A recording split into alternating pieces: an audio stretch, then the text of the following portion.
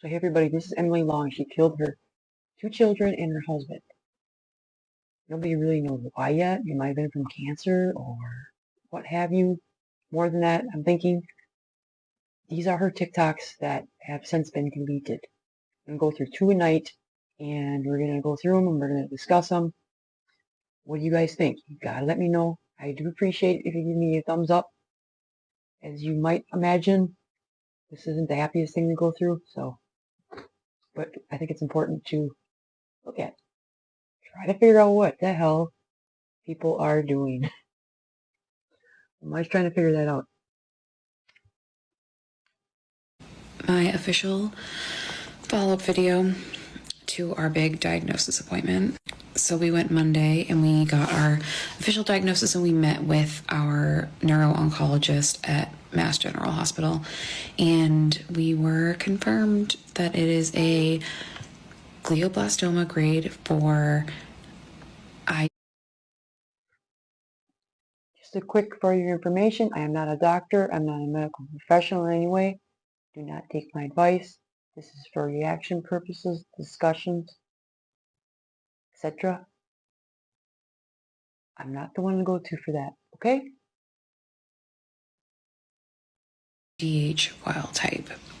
So it's much more common in like 65 years plus age group, and my husband is 48. We were like prepared for that news because we saw the MRI and the post-op prelim results, but like you just always hold out hope that like they were wrong, like they were like looking at someone else's slide, or like maybe Wishful. They just saw it wrong, but wishful thinking. They didn't. They were right on the money, so it was good to get the official diagnosis, but it also just like sucked that we weren't the 5% and that we have. I got a new microphone because nobody can ever hear me. I don't think it's working. I don't get it. Are you working, microphone? Are you working? Hello, microphone. Glioblastoma. So we took yesterday to like really process. My parents took our youngest for the night, and then one of my best friends took our 2 oldest. She picked them up from camp with her 2 kids who are our kids' best friends, and they had a sleepover, so it was very distracting. They could not have cared less. And they didn't miss us at all, but it was just very nice to be able to take like the full afternoon and the night to like digest this news. By the way, I have zero sympathy for her. You know how there are Amberlyn Reed, if you know who she is, she comes to mind. She likes to blame a lot of things on her BP, I guess mental illness. But if you just take 1 minute to think about doing that, what she did to her kids and her husband, and there's no excuse. I don't care. There's absolutely no excuse. I have no sympathy for the woman. She can rot in hell. Talk about how we wanted to tell our kids, talk about what we took from the meetings and the appointment, and like really like just live in it for a minute and accept that this is going to be our life.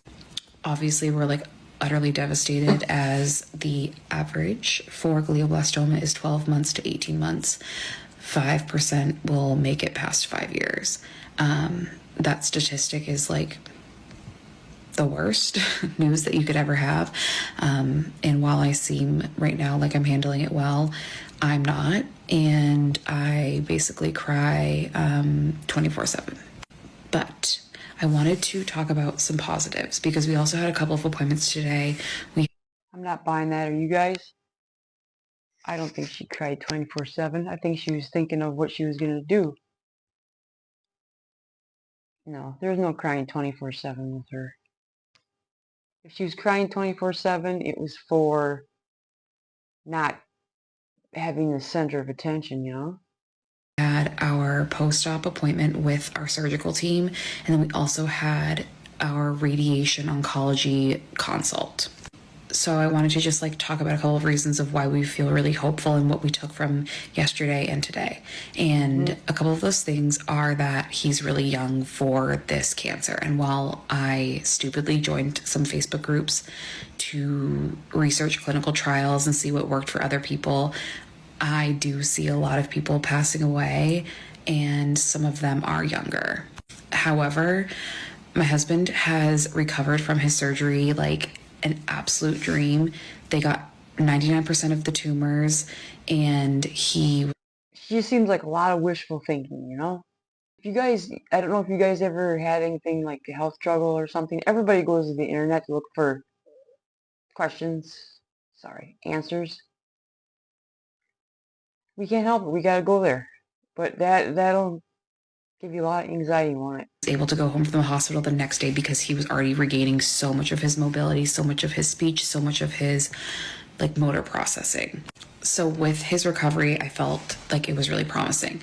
The other reason I am having like a positive outlook on it is our oncologist told us that there's a protein that takes great effect with glioblastoma. And if your protein is on, that means that your tumor and your cancer is not super responsive to chemo.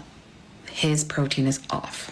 So that means his tumor will be more responsive to chemo. And the standard of care, which is like the first steps of glioblastoma, is radiation and chemo.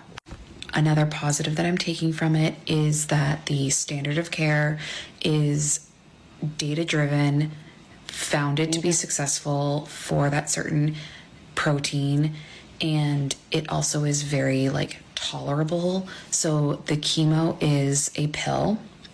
The radiation is very quick, very targeted radiation into the spot of his brain that the tumor and the mass were found in. So he's not going to be like his hair falling out. He will lose. She's very like detailed, like in every little.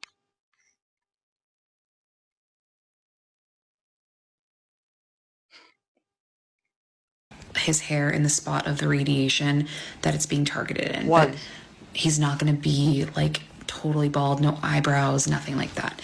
And that for me is important for right now because it's scary for our kids.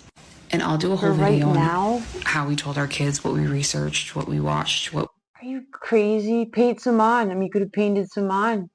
Kids wouldn't have known the difference. Or was it you who didn't want it? We did all of that. The other positive that I'm taking from it is that we also have a really great hospital like down the road from us. And our radiation oncologist today felt very confident in our hospital's ability to do the radiation. So that would mean we wouldn't have to drive an hour and a half each way, and we would only have to drive 10 to 15 minutes. And so it would be like way less of a hindrance on my husband's quality of life, because his overall thinking is, as long as it's not totally taking away from his life, like he'll do it. But at the end of the day, his main focus is that we have a quality time with our kids as a family, that he can do the things that he loves for however long he's on this earth for. And sounds like he was very realistic. The radiation is Monday through Friday, 5 days a week. The chemo pill is every day. And we actually might do 2 different chemo pills at the same time coinciding. We will decide tomorrow.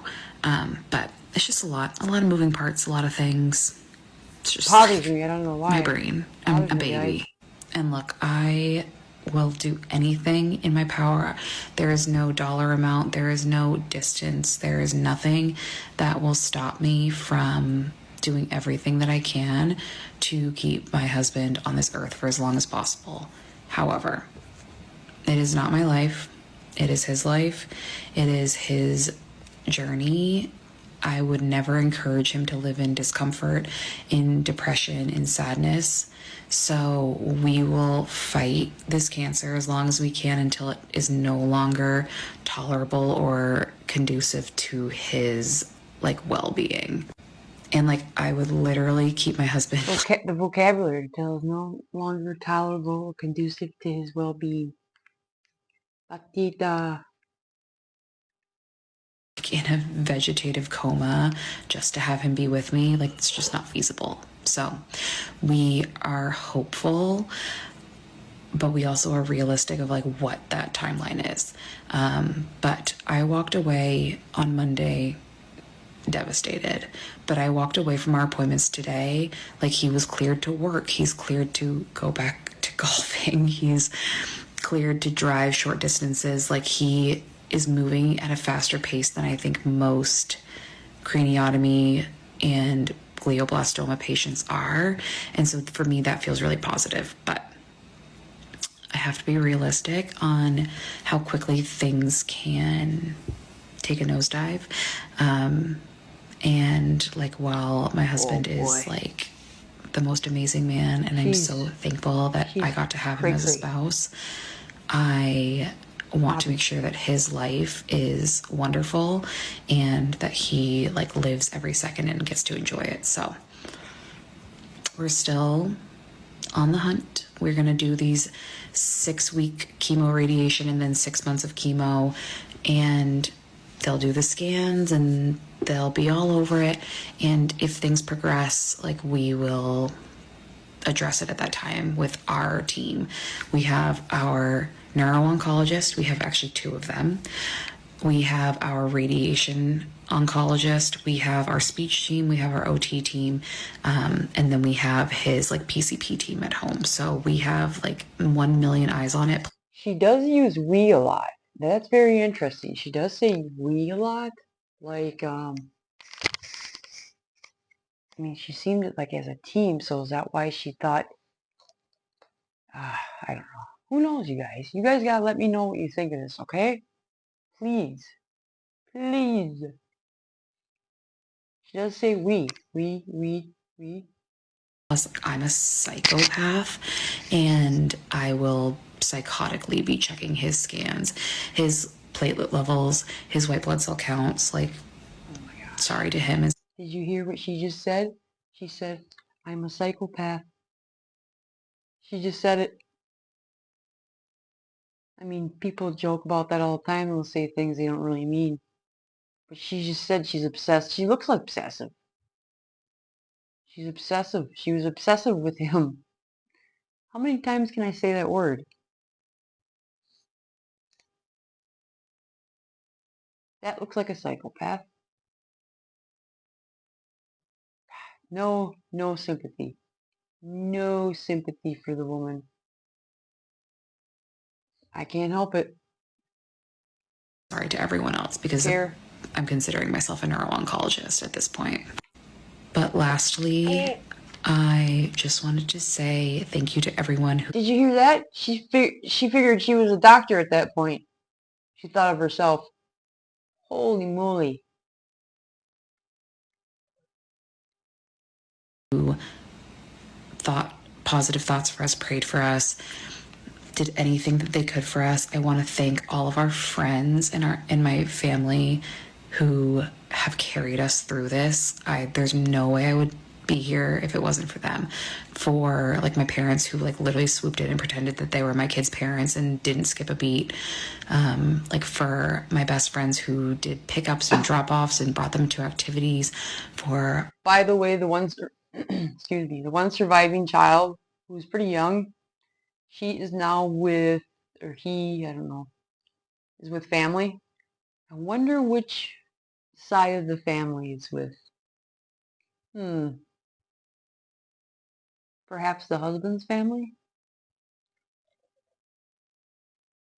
My friends who called and texted me and told me that I could use them for whatever I needed them for, to like my best friends who made sure that like I knew when the dance recital was and that they booked my tickets to make sure that we had the seats for the dance recital because they knew that I wasn't thinking about that. Like, I can't describe how grateful I am for our village. And I just like want to cry every single time I think about it. So our journey is not even close to over. We are in the fighting phase. Still keep us in your thoughts. and more videos to come as I use this as my emotional crutch. So as I mentioned, we're in our like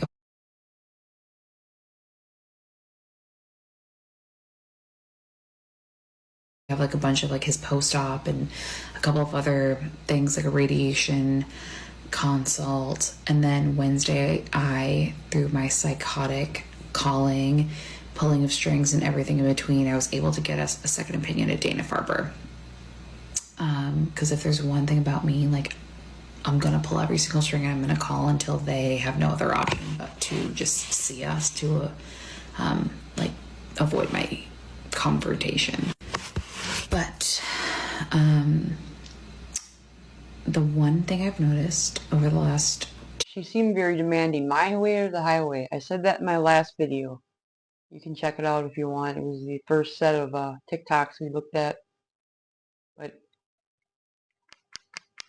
you listen to me. My way. I get my way. Me. My way or no way.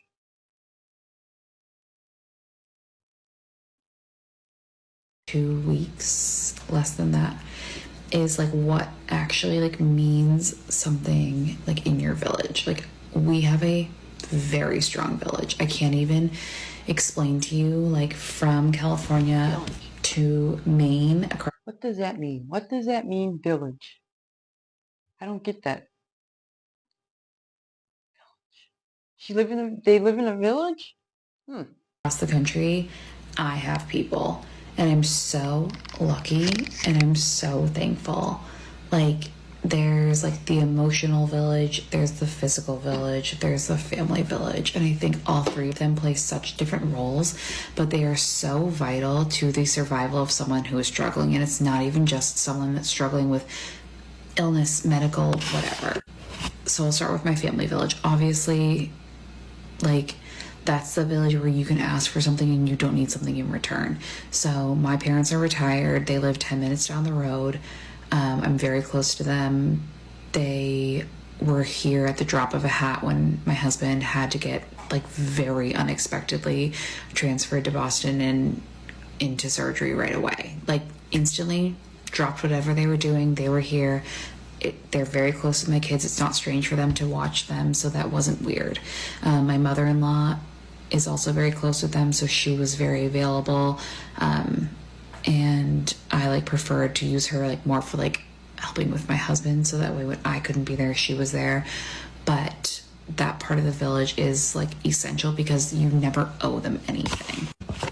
And then our village that we have like within our community. So I have like my girlfriends who we met because our kids were... Is that like the hip thing to say now? Village? My village? I'm being kind of mean on that. I'm sorry. ...friends from school, and we became best friends. We have friends too. You know, anything from just like helping with picking them up at school, getting them off the bus. Like my best friend, our daughters are in the same... That's called support. I think that's called support, gal. It's called support. It's called support. I really hope my microphone is working so you guys can hear me. I'm gonna cry if I can't get it to work. Class, so she was like, this is the time where the tickets go on sale for the recital, but I didn't even have to think about it. She texted me, she was like, I already have your tickets sorted out.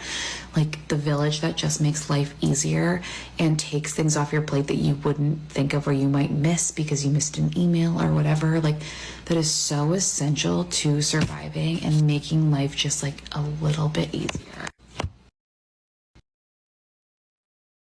And then I have my cross-country friends. I like can't speak highly enough of them. They are connecting me with people, sending me Easter things in case I didn't have Easter together because it was like right around that time.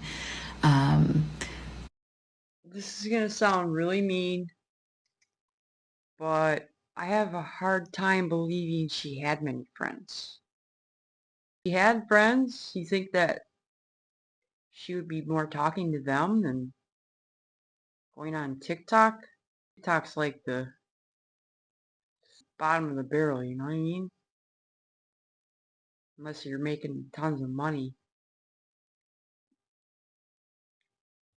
Just making sure that I'm taking care of myself, saying that they're like the unbiased, no face to face, like just say what you need to say. Like, my girlfriend the other day texted me and she was like, I swear to God, if you don't fucking vent to me soon, I'm gonna flip out because I know that you are holding things in and you feel like you're burdening me, but you're never burdening me. And like, those are the kind of friends that you need.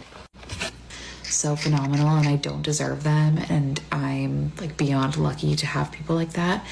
But I guess my video is more about like, if you are someone who has a friend who is struggling, and I'm talking about in any sense of the word, physically, emotionally, in their relationship, in their work life, like being a person who's not burdening them by, is there anything that I can do? It's all gonna work out. Those are my biggest pet peeves. Number one, you're not a neuro-oncologist, so you don't know that it's gonna all work out. And don't ask me if there's anything that you can do for me because I'm never gonna ask you. So say, I'm going to take your kids this day. I'm going to bring you this food. I'm going to do X, Y, and Z. Don't knock on their door. Don't ring their doorbell. Leave it on. You know what? I don't know if she's right or not, but I'm not listening to any of her advice. That's for sure. You know what I mean? Front porch. They will always remember you for that for the rest of their lives. They will remember you as that person who never burdened them, who gave them things that made their life a little bit better, and never asked anything from them in return. And that is invaluable. And at the end of the day, I hope that anyone who is going through something similar to me or any struggle at all just remembers that, like, you can't be everything. You can't do everything. You think that you can. I think that I can. I think that I can do everything. And it's just not possible. Asking for help is not a sign of weakness. It is a sign that you are understanding where you're going to falter at and asking someone to step in. Because if you're the caretaker... Sounds very hypocritical to me. Lady. And you fall, everything falls apart. So taking help, as hard as it was for me, like, that is my biggest nightmare. I hate asking for help. I hate showing weakness. I hate saying this is where I'm not doing well right now. But like, where I'm at with 3 kids who are depending on me and a husband who is depending on me in our house and our home and our dogs and everything in between, like, I needed help. And it was so hard. Wait, her house, her home? They lived in an apartment. I get it's a home, but it's not a house. She's like so out of reality. Insane. Anybody who takes the lives of anyone, I couldn't imagine children or husband. Insane. No sympathy, still no sympathy. I hope she rots in hell. To accept it, but I'm so thankful for the people that forced it upon me in a non-bothersome way and just did the things that I would never have thought of and made my life easier. So to those people, I'm thankful.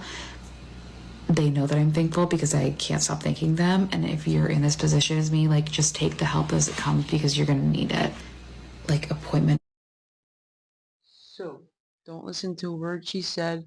I stand by my first statement. No sympathy.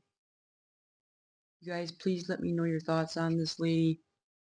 She has these TikToks that have been since deleted, but I have them. I had lucky enough to come across them, and we're gonna go through, I think, like 2 a night. That's enough. You know what I mean?